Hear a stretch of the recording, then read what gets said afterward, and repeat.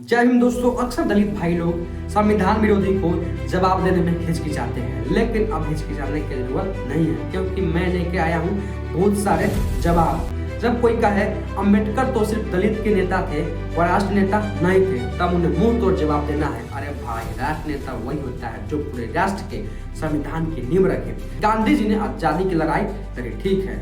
नेहरू जी ने देश चलाया, ठीक है। लेकिन जिस किताब के आधार पर आप वोट डालते हो, अदालत में जाते हो, अपना हक मांगते हो, उस किताब के मुख्य लेखक डॉक्टर अंबेडकर ही थे। संविधान सभा के 296 सदस्यों में सबसे पढ़ा लिखा इंसान अंबेडकर जी ही थे, जिन्होंने कोलंबिया यूनिवर्सिटी से MA, PhD, London school of economics से डीएससी लॉ की पढ़ाई की। वो पढ़े लिखे नेता में सबसे नंबर 1 थे उस समय।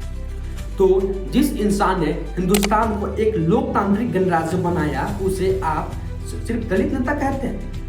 यह तो राष्ट्र का सबसे बड़ा ऋण है जो हम अभी तक चुका नहीं सकते हैं। और जब कोई कहे अंबेडकर ने हिंदू धर्म को छोड़ दिया इसलिए वो हिंदू विरोधी थे, तब उन्हें मुंह तोड़ जवाब देना है कि हिंदू धर्म छोड़ा इसीलिए क्योंकि हिंदू धर्म उन्हें और करोड़ों लोगों को इंसान का दर्जा नहीं दिया था। 22 प्रतिज्ञाओं में उन्होंने कहा था कि मैं उस दिन हिंदू धर्म का विश्वास नहीं करता हूँ जो कि जातिवाद भेदभाव को सिखाता हो। जो धर्म आपको कुत्ते बिल्ली से बदतर समझेगा, उसमें रहकर क्या करोगे। तो रही बात हिंदू विरोधी की, अंबेडकर जी ने हिंदू कोड बिल लाकर हिंदू की औरतों को सम्मान अधिकार दिलाने की कोशिश की। तभी हिंदू महासभा के आरएसएस ने उस बिल का विरोध किया था। तो बताओ, हिंदू के हितैषी कौन थे, अंबेडकर जी या आरएसएस के लोग। जब कोई कहे अंबेडकर तो ब्रिटिश के दलाल थे, तब उन्हें मुंह तोड़ जवाब देना है कि ब्रिटिश के दलाल वो थे जो 1942 में क्रिप्स मिशन के समय अलग पाकिस्तान मांग रहे थे, और जो 1946 में नौसेना विद्रोह के समय ब्रिटिश के साथ थे। अंबेडकर ने कभी अलग देश नहीं मांगा। उन्होंने सिर्फ दलितों और अल्पसंख्यकों के लिए राजनीतिक अधिकार मांगे था कि आजादी के बाद उन्हें कुचला ना जाए। और सबसे बड़ी बात, जिस संविधान को बनाने के लिए ब्रिटिश ने कमेटी बनाई, उसकी कामना अंबेडकर को सौंप दी। जिस आदमी को ब्रिटिश अपना दलाल मानते, उसे संविधान बनाने की जिम्मेदारी थोड़ी देते।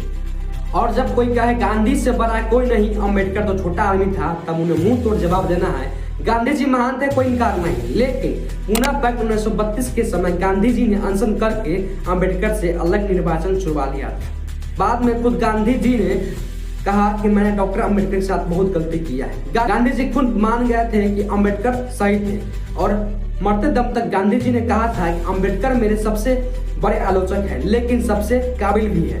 तो जिसे खुद गांधी जी इतना सम्मान देते थे, उसे उतना छोटा बता रहे हो। आखिरी लाइन में कह रहा हूँ, अंबेडकर को गाली देने से तुम्हारी जाति ऊंची नहीं हो जाती है, न ही तुम्हारा ज्ञान बढ़ता है। जो व्यक्ति 64 साल की उम्र में 32 डिग्री, 8 भाषाएं और एक पूरा संविधान लिख कर गया, उसे नीचा दिखाने की औकात किसी की नहीं है। जय भीम, जय संविधान कहो, क्योंकि संविधान ही असली भारत है। इस वीडियो को सेव करके रख लो, और जहां कोई इस तरह के क्वेश्चन करे तो इसी तरह का जवाब देना है मुंह तोड़। जय भीम, जय संविधान। इस तरह की वीडियो को देखने के लिए चैनल को सब्सक्राइब करें और बेल आइकन को ऑन कर लें। तब तक के लिए जय भीम।